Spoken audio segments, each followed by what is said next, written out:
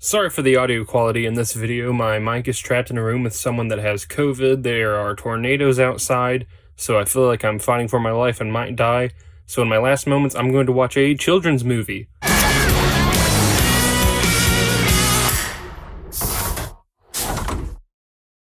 There are a handful of movies based on animated TV shows that transcend their series and are great on a whole other level. Bigger, Longer, and Uncut, The Simpsons movie, and the two SpongeBob movies are just some examples. I also believe the first Phineas and Ferb film, Across the Second Dimension, belongs in that category.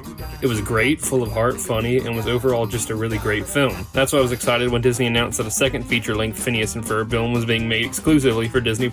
I should not have been excited. So the creators Dan and Jeff were approached by Disney to make a new Phineas and Ferb film for Disney+, to which they were initially unsure of.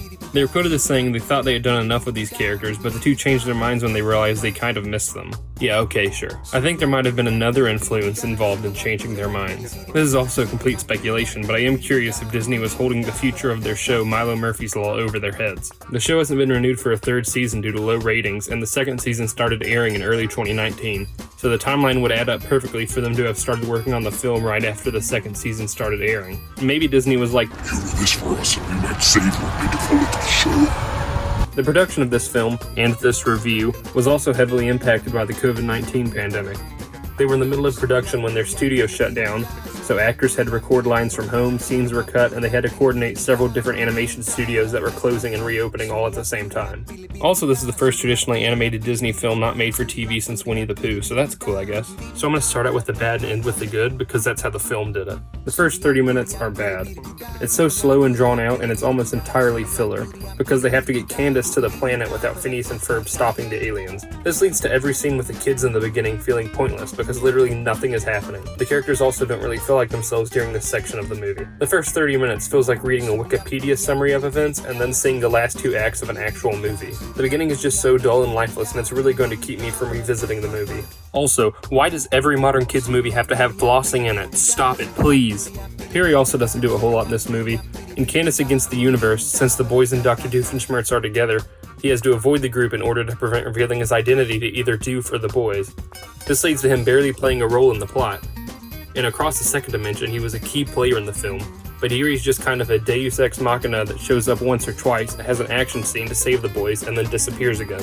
Overall, the film just didn't feel like it had nearly as much heart in it as Across the Second Dimension. The characters and acting just felt kind of fake, and most of the references to the original show were consolidated to literal clips from the episodes, rather than the film being a love letter like the first film was. This felt like it should be an hour-long special, but they just had to make it feature length so that it sounded better in the advertisements. Lots of jokes are repeated over and over just to extend the runtime, which kills the pacing. Maybe we should start by looking there.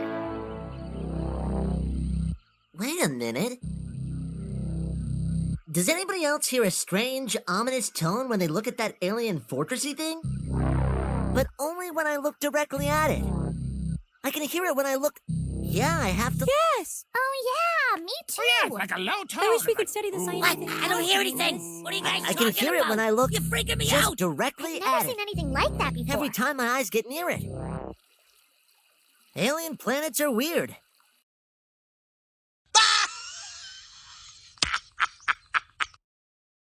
The first two songs in the movie aren't very good either, but the entire film completely turns around during the adulting song. This is the first good song in the movie, and from that point on it is so much better. The characters become more like themselves, the songs are better, the jokes are better. I have no idea what caused this massive shift in quality between the first and second act, but it definitely helped a lot. The film actually has some pretty funny moments.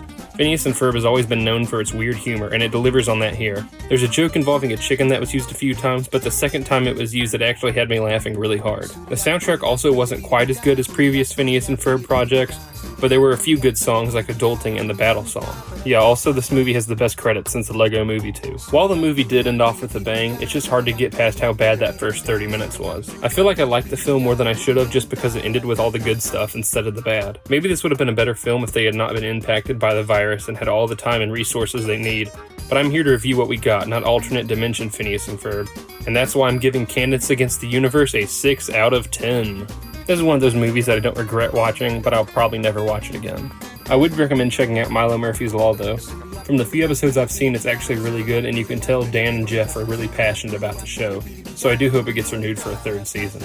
Anyways, if you liked this video, make sure to subscribe for more gaming and movie content along with random reviews throughout the week. See ya.